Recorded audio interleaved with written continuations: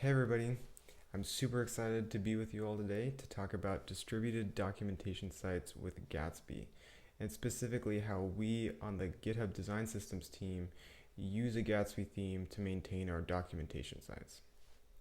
So let's get into it. Hi, my name is Cole. I'm originally from Portland, Oregon, but I'm currently living in San Luis Obispo, California, and studying computer science at Cal Poly. I'm actually graduating next week, which is super exciting. And I'm also a software engineer on the design systems team at GitHub, which means that I help maintain GitHub's open source design system called Primer. And before we continue, I want to take a moment to define what I mean by design system, because I think that term is a little overloaded and it means different things to different people, and I want to make sure that we're all on the same page for this presentation. So I'm going to borrow a definition from one of my coworkers, Emily Plummer, who described a design system as an ecosystem of tools, guidelines, shared values, and principles that helps teams efficiently ship consistent design. And the thing I love about this definition is that it communicates that a design system isn't any one thing. It's not just React components. It's not a style guide. It's a whole ecosystem.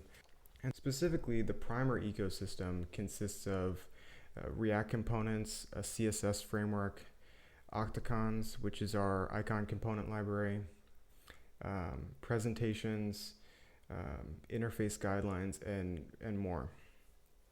And because documentation is super important for design systems, each of these different aspects of the Primer ecosystem has their own documentation site. And each of these documentation sites lives in the same code base as the code that they document. So for example, the Primer components website, the code for that documentation site is co-located in the same code base as the source code for the React components themselves. This co-location makes it easier for us to keep the docs up to date, which is super important. However, it does pose a challenge when trying to keep these sites consistent with each other. They're all part of the Primer ecosystem, and we want them to all feel like Primer, but it can be challenging to keep them consistent when they're all distributed across many different repositories.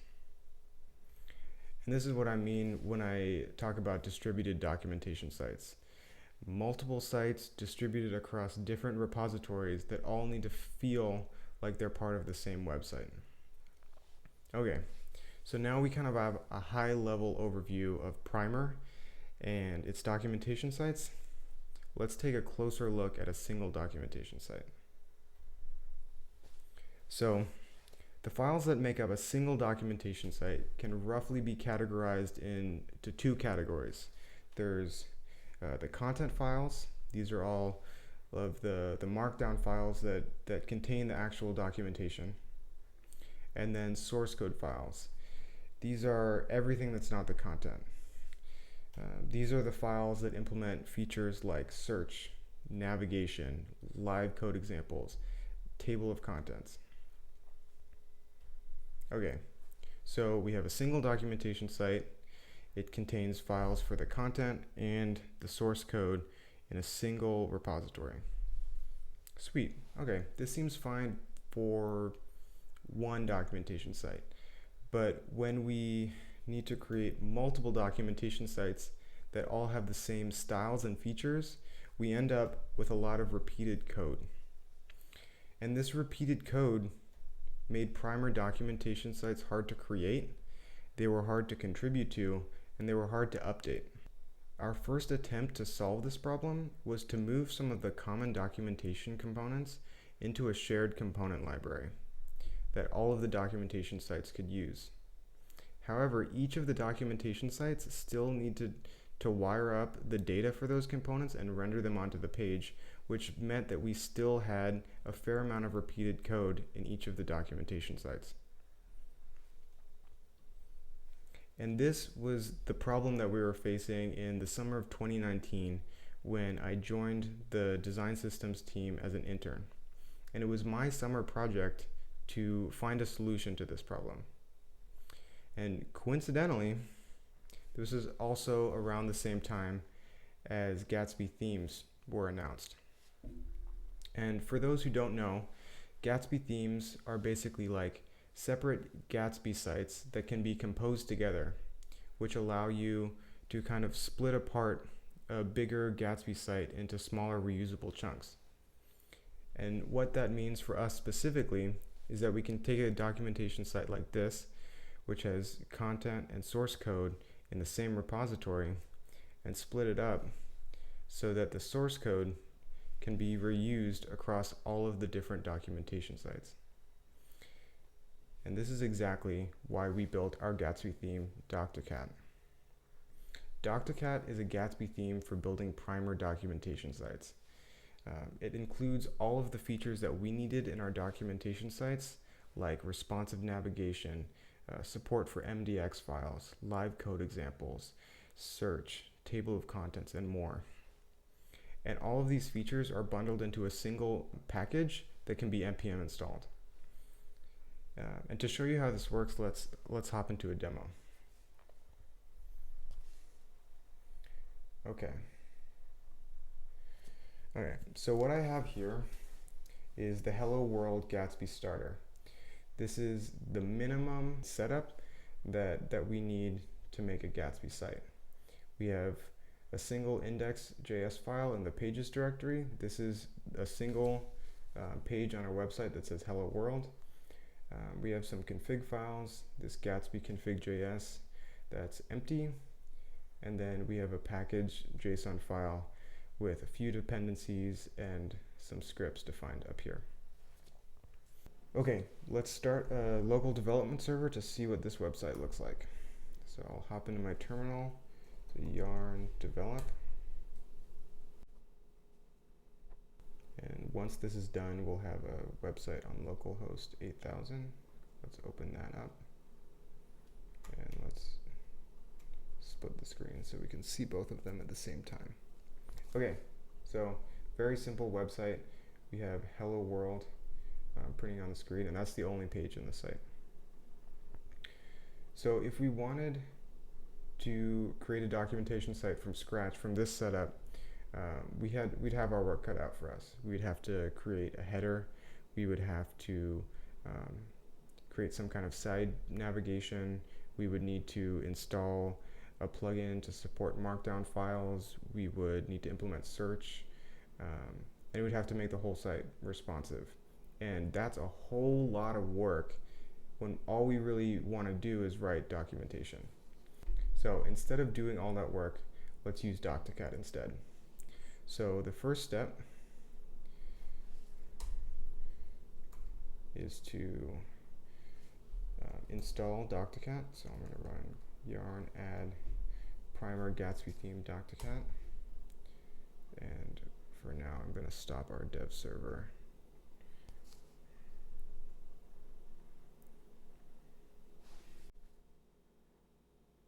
Okay, now that's done. I'm just going to remove node modules in yarn log and generate that again just to be safe. I've run into some issues with this before, so I want to be extra careful for this demo. And let's run yarn again.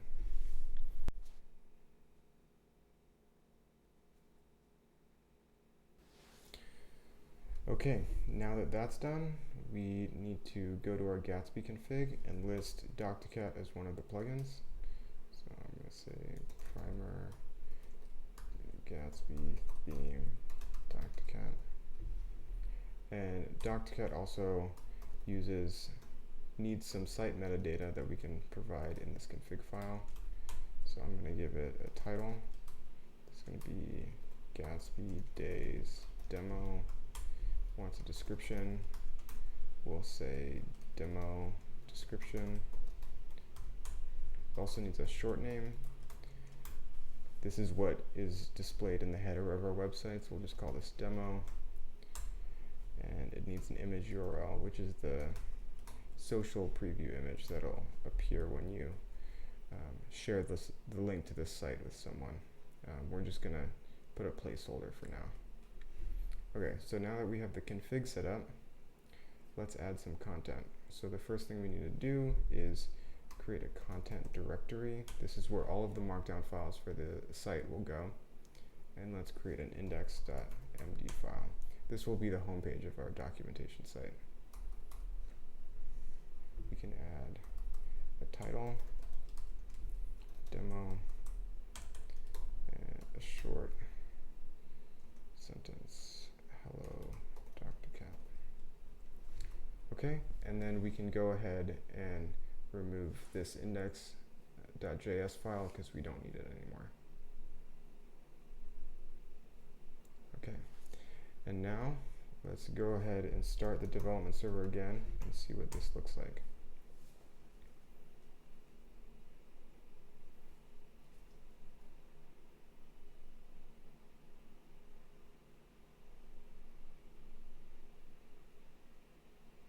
Oh, forgot a comma. Okay, let's try this again.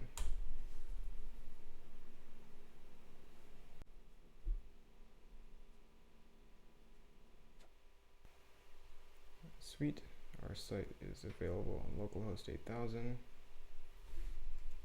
And here's our site. As you can see, with very little changes to our Hello World website, we have a fully functioning documentation site, complete with a sidebar. This is where links to all of the documentation pages will go. As you can see, we automatically added a GitHub link. This will link to the repository that is specified in the package.json. We have search that will automatically search all the markdown files in the content directory. So we only have one markdown file right now. So if I search demo, you can see it shows up right there. And then we have global navigation that is the same on all of our Primer sites, which allows you to get to different parts of Primer. And this site is responsive, so you can shrink it down and you can see that the nav will collapse. Sweet. Another thing to notice is that every page has this edit this page on GitHub link at the bottom. This is also generated based on the repository specified in the package.json. All right, sweet. We have a simple page. Let's see what else Doctocat can do. So on the design systems team, we write a lot of code examples. So having code blocks in our documentation is super important. Let's write a button, hello, potato. Okay, as soon as we save that, we can see our changes reflected in the site. And every code block that we make in Markdown will automatically get a copy to clipboard button in the top right. Let's see that copied our example. And if we want syntax highlighting, all we have to do is specify the language that we wrote the code in. So this is HTML, so I saved that. And it's kind of hard to tell, but this is now a little bit more blue. Another cool thing is that if you want to make this code example interactive, you can type live, and the website will render whatever you wrote in your code block right above it. You can also interact with this live on the page. So tomato. We'll also generate a table of contents based on the headings in your Markdown page. So if I say heading 2, as soon as you save that, you can see a table of contents will appear on the right, and clicking this will scroll down to that heading. Another thing that we do in a lot of our documentation sites is show the status of the page. So if we want to say that this thing that we're documenting is stable, we can say status stable in the Markdown front matter, and the page will show a little status indicator right there. We also have a way to link to source code. So this is especially handy if you're documenting like React components and you want to link directly to the source of the React component. Source, link to GitHub, and that'll appear here. Sweet, okay. We have a solid documentation page, but this is the home page of our documentation site. So we probably want a hero of some kind. And we can do that using the hero layout built into Doctocat. So we import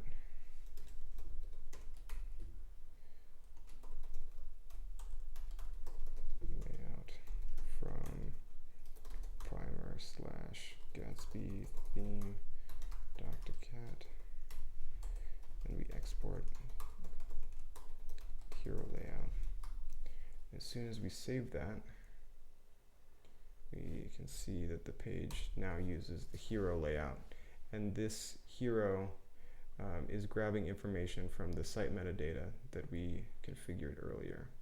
So if I change this to say Gatsby Days, that'll be reflected in the hero. And this import export is enabled by MDX, which is a super awesome project that I don't have time to go into detail here, but it's definitely worth looking into if you haven't heard of it. Okay, sweet. Now we have a solid documentation page that we can deploy to any static hosting service like Netlify, Vercel, GitHub pages, anything like that. Sweet, let's hop back into the slides. If you're interested in learning more about Doctocat, all of the documentation is available at primer.style/Doctocat, and all of the code is open source on GitHub. The repo is primer/Doctocat. And I'd like to take a moment to thank all of these wonderful people. This was a huge team effort, and I feel so lucky to have been able to work with all of these wonderful people on this project. Now I'd be happy to take any questions you have. And if you don't get your questions answered now, I'm also happy to answer any questions on Twitter. You can find me at Cole Bemis. Awesome. Thank you all so much.